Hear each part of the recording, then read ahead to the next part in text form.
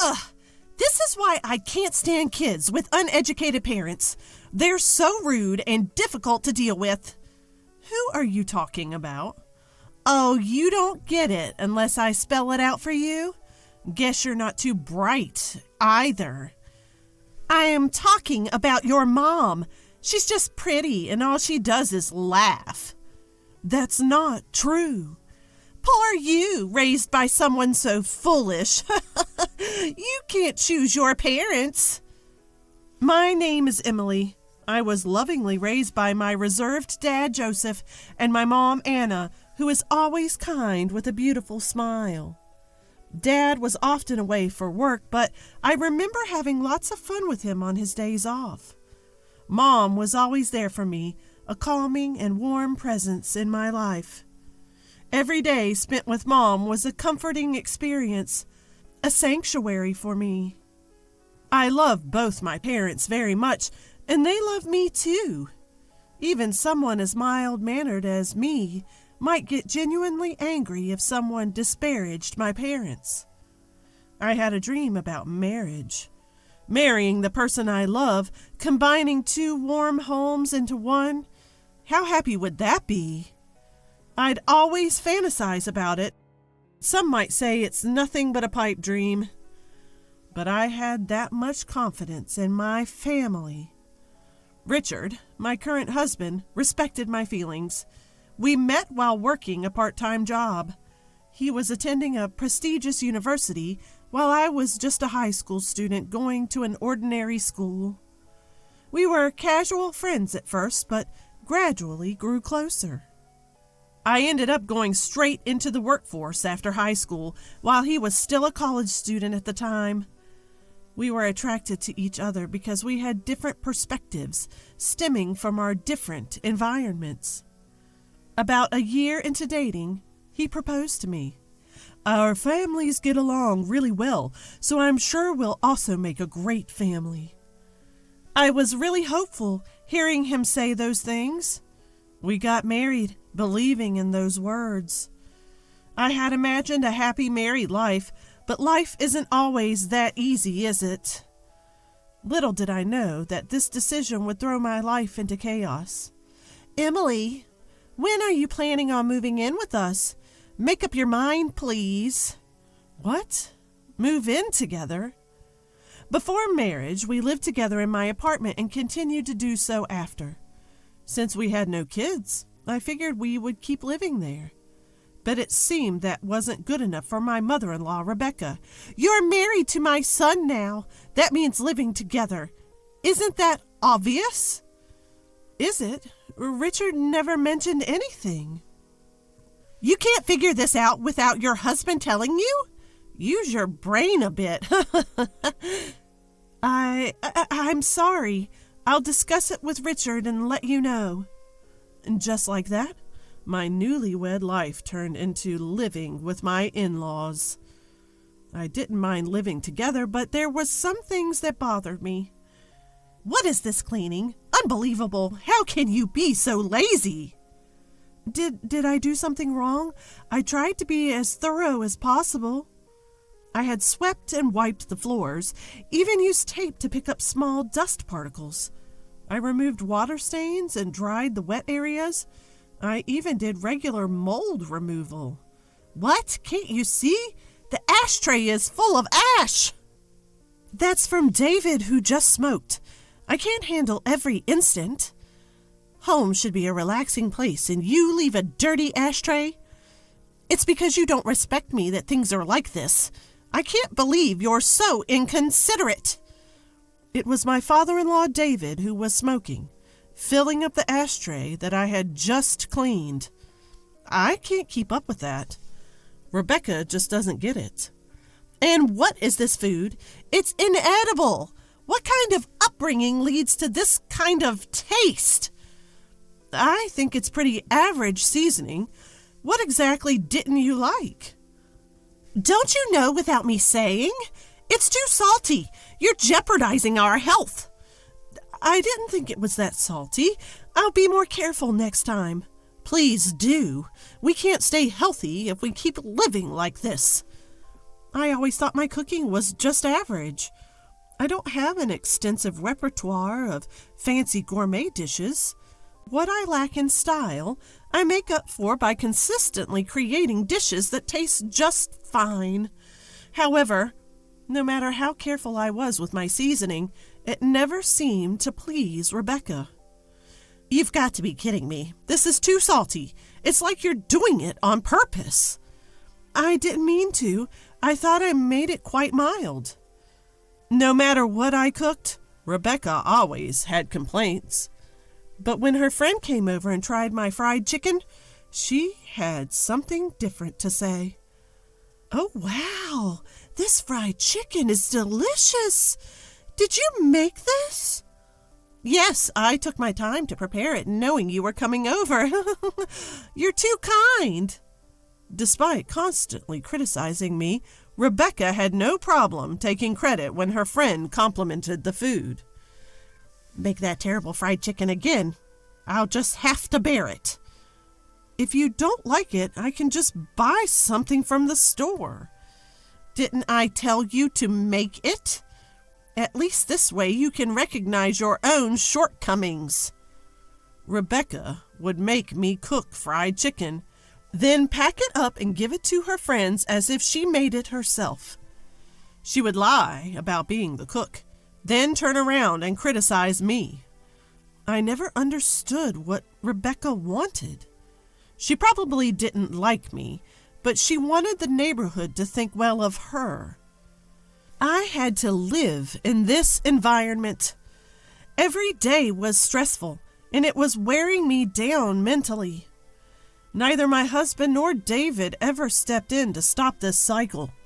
Both seemed to tactically agree with Rebecca, leaving me feeling more isolated. This is my first experience with married life and living in a two-family home. Maybe this is just the way the world works, and I'm the one who can't handle it. I had no one to talk to, so I tried my best to endure it on my own. Emily, my clothes haven't been ironed. I wanted to wear this outfit for lunch today. But you said you wanted to wear something else yesterday. I've already ironed that. Well, I changed my mind. Being my son's wife, you should have anticipated that. At this point, I had no idea what the right thing to do was, and I was utterly frustrated. In that house, I felt like I had no allies. I gritted my teeth and put up with it, thinking that patience was my only option. Then, one day, the inevitable happened. Rebecca made sarcastic comments to me, as usual. By now, I've grown used to it and don't take it too seriously. Maybe she finds my reactions boring because her attacks have changed lately. You're always so inadequate, no matter what you do. I'd love to know your upbringing. I was raised by my parents just fine, thank you. Maybe I'm not perfect, but talking back, huh? Exactly my point. Normally, people don't raise children to talk back to their mother-in-laws. It's all your mother's fault. She doesn't have any impressive degrees, does she? She might not have degrees to flaunt, but that's a different issue. See? Talking back again. That's why you're no good. Your poor upbringing really shows. Enough. Can you please stop insulting other people? I can't take it anymore. My voice grew stronger as I couldn't hold back my emotions. Rebecca didn't miss my slight glare. This is why I hate kids with low-educated parents. So impolite and difficult to handle. Stop talking about my mom. Education has nothing to do with this. Oh, you must be stupid too, then. Your incompetence speaks volumes. Must be nice to skate by on your looks alone. I couldn't live like that.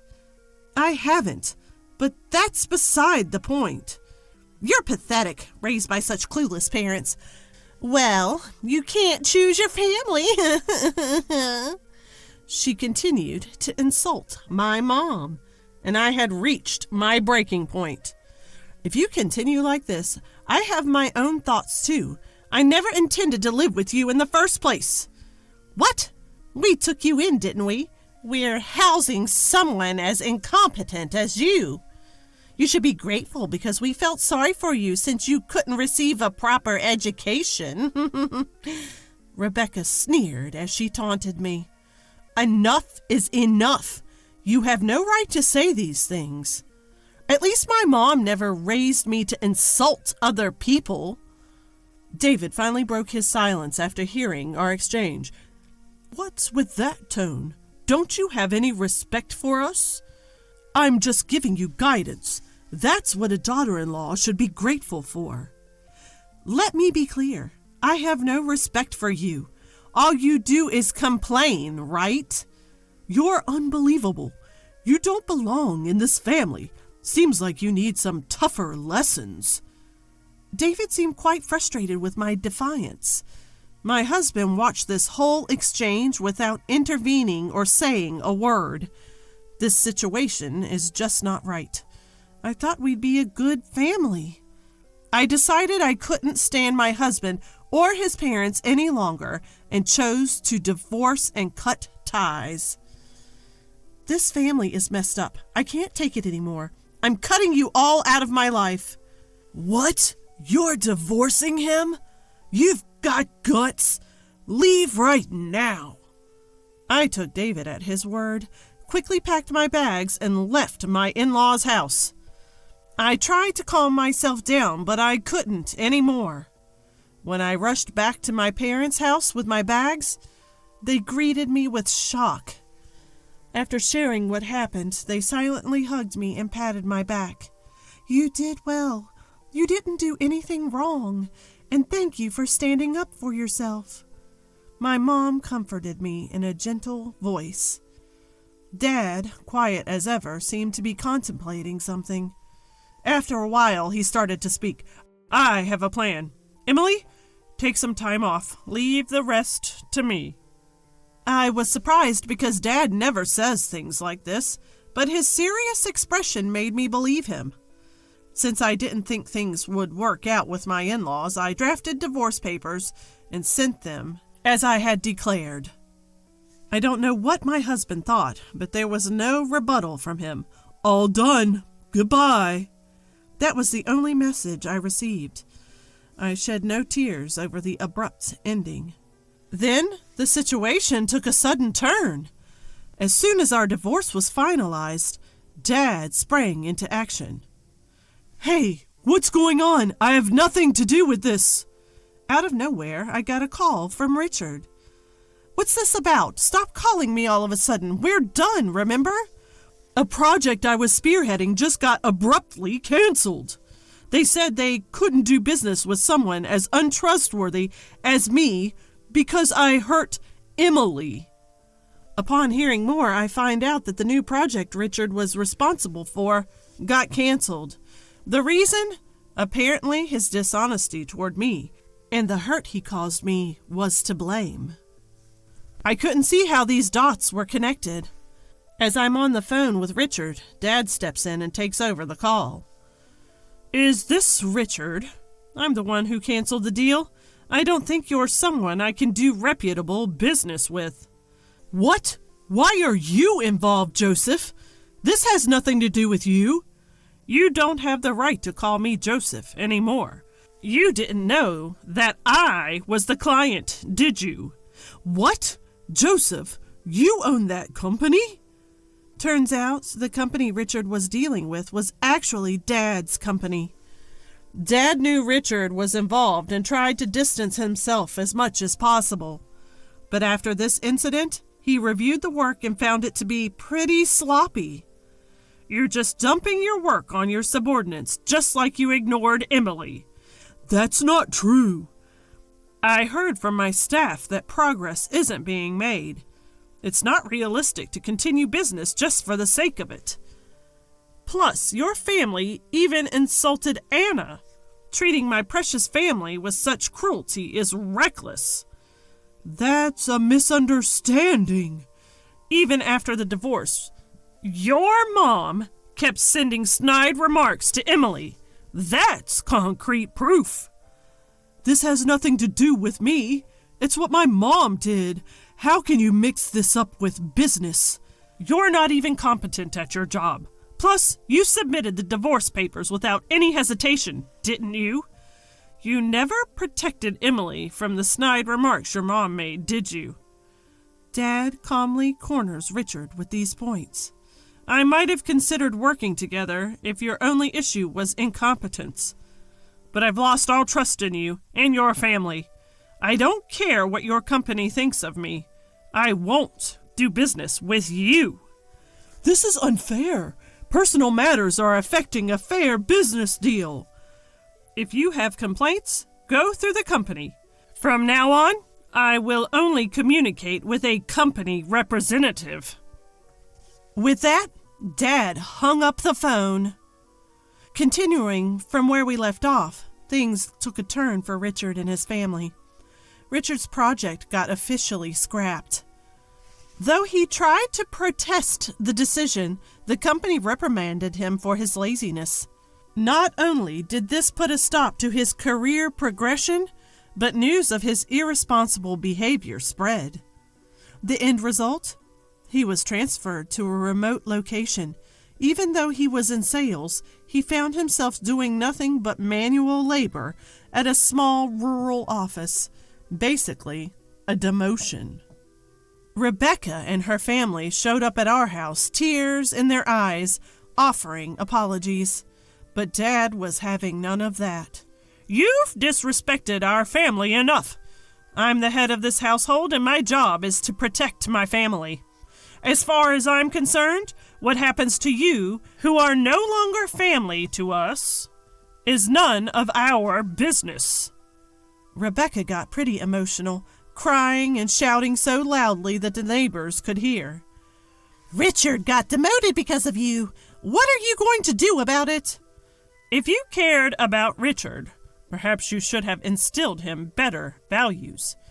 Maybe you should have raised him to be an adult who can protect his own wife. We told them to never contact us again and forcibly showed them to the door. After that, Rebecca stormed into Richard's company to lobby for better treatment for her son. That didn't go over well either. It became a notorious incident within the company, and Richard felt so uncomfortable at his new post that he ended up quitting. Looks like Rebecca's recklessness cost him his job. As for me, I'm taking some time to recover, both physically and emotionally, at my parents' home. I couldn't find it in me to make it work with Richard and his family, especially after they insulted my beloved mom. For now, I'm totally over the idea of marriage. Instead, I want to focus on showing gratitude to my parents and strengthening our family bonds.